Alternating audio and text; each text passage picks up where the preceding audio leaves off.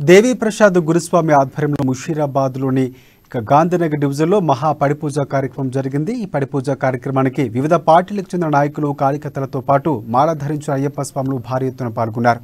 అయ్యప్ప స్వామి భజనలతో ఆ ప్రాంతమంతా మారుమ్రోగింది। అయ్యప్ప స్వాములకు ప్రజలకు అక్కడ అన్నదాన కార్యక్రమాన్ని నిర్వహించారు।